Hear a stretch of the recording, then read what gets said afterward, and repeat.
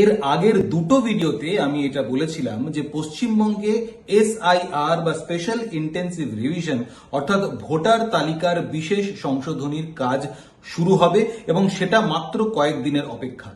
এবং ইতিমধ্যেই আপনাদের জানিয়ে রাখতে চাইব যে প্রথম ধাপ এসআইআর পশ্চিমবঙ্গে লাগু করার প্রথম ধাপ কিন্তু নির্বাচন কমিশন সেরে ফেলেছে। সেটা কেমন? এই আমার সামনে ল্যাপটপ খোলা রয়েছে। এইখানে যদি আমরা গিয়ে পশ্চিমবঙ্গ যে নির্বাচন আধিকারিকের ওয়েবসাইট রয়েছে অর্থাৎ CEO chief election office West বেঙ্গলের যে ওয়েবসাইট রয়েছে সেই ওয়েবসাইটে যদি যাই, সেখানে কিন্তু ইতিমধ্যেই 2002 সালের যেই ভোটার তালিকা সেই ভোটার তালিকার কিছুটা আপলোড করে দেওয়া হয়েছে। কুচবিহার থেকে বাঁকুড়া পর্যন্ত জেলাগুলির মধ্যে 103টি বিধানসভার যে ভোটার তালিকা 2002 সালের সেটা কিন্তু ইতিমধ্যে আপলোড করে দেওয়া হয়েছে। আমি সেটা এখানে দেখাবো। খুব সহজ ব্যাপার, গুগলে যেতে হবে, সেখানে গিয়ে সিইও ওয়েস্ট বেঙ্গল বলে সার্চ মারতে হবে।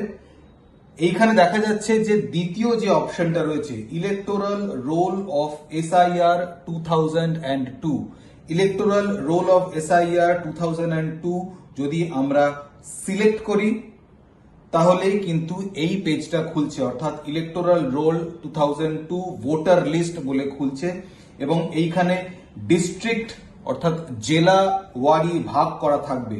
প্রথমে কুচবিহার থেকে শুরু করে কুচবিহার, জলপাইগুড়ি, দার্জিলিং, উত্তর দিনাজপুর, দক্ষিণ দিনাজপুর, মালদা, নদিয়া, হাওড়া, হুগলি, মেদিনীপুর এবং বাঁকুড়া।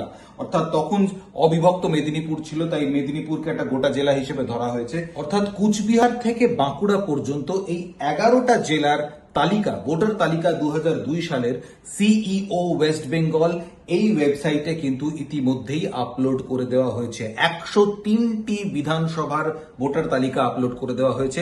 পরবর্তীকালে খুব শীঘ্রই বাকি যে বিধানসভাগুলি রয়েছে, অর্থাৎ মোট বিধানসভার সংখ্যা তখনও ছিল 294টি, 103টির তালিকা আপলোড করা হয়েছে। এখন বাকি রয়েছে 191টির তালিকা, সেগুলোও কিন্তু ইতিমধ্যেই খুব শীঘ্রই আপলোড করে দেওয়া হবে।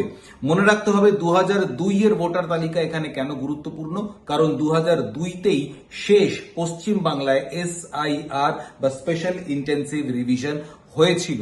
আরো একটা খুব গুরুত্বপূর্ণ জিনিস এক্ষেত্রে মনে রাখতে হবে, 2002 এর যে ভোটার তালিকা সেখানে হয়তো আপনার বা আপনার বাবা মায়ের নাম এমন একটা বিধানসভায় ছিল যেই বিধানসভাটা এখন এক্সিস্টই করে না। তার কারণ 2011 সাল থেকে কিন্তু আমরা ডিলিমিটেশনের পরবর্তী পর্যায়ে রয়েছি এবং এর আগে যেই বিধানসভার নাম ছিল, অনেক ক্ষেত্রেই বিধানসভার নাম এবং বিধানসভার এলাকা বদলে গিয়েছে। 2002 সালে যেই নামটি আপনি খুঁজছেন সেই নামটি কোন বিধানসভা এলাকায় অন্তর্ভুক্ত বা নথিভুক্ত ছিল সেই অনুযায়ী কিন্তু আপনাকে তালিকা সার্চ করতে হবে। এবার একবার দেখিয়ে দিই, ধরুন কুচবিহারে আপনি কোনো নাম সার্চ করছেন, কুচবিহারে গেলেন, ক্লিক করলেন, কুচবিহারের সেই সময়কার যে কটা বিধানসভা এলাকা ছিল সেইগুলো কিন্তু খুলে গেল।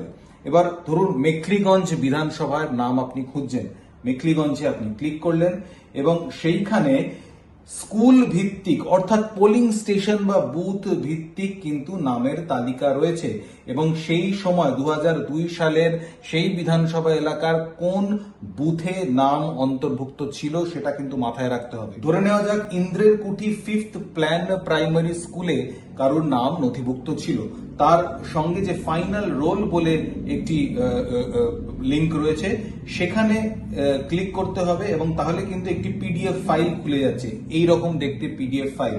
এবং সেই পিডিএফ ফাইলটির প্রথমে রয়েছে সেই বিধানসভা এলাকা বুথ সম্পর্কে কিছু তথ্য এবং তার ঠিক পরের পাতা থেকেই কিন্তু নির্বাচকদের নাম শুরু হয়ে গেছে। অর্থাৎ প্রথমেই দেখুন সুধীরাম অধিকারী বলে একজনের নাম রয়েছে, তার বাবার নাম রয়েছে, তিনি তার লিঙ্গ রয়েছে, তার বয়স কত ছিল 2002 সালে সেটা লেখা রয়েছে, এবং পাশাপাশি তার এপিক কার্ড নাম্বার বা সচিত্র পরিচয়পত্র নম্বর, যেটা আমরা ভোটার কার্ড বলি, সেই ভোটার কার্ড নাম্বারটাও কিন্তু এখানে উল্লেখ করা রয়েছে। ঠিক এইভাবেই যেই বিধানসভাগুলো রয়েছে সেই বিধানসভাতে যে ভোটাররা ছিলেন সেই ভোটারদের নামের তালিকা কিন্তু সাজানো রয়েছে। আপনাকে খুঁজে নিতে হবে, এবং 2002 সালের এসআইআর এর যে ভোটার তালিকা তার ভিত্তিতেই কিন্তু আগামী কয়েকদিনের মধ্যেই পশ্চিম বাংলাতেও এসআইআর চালু হতে চলেছে। ধন্যবাদ।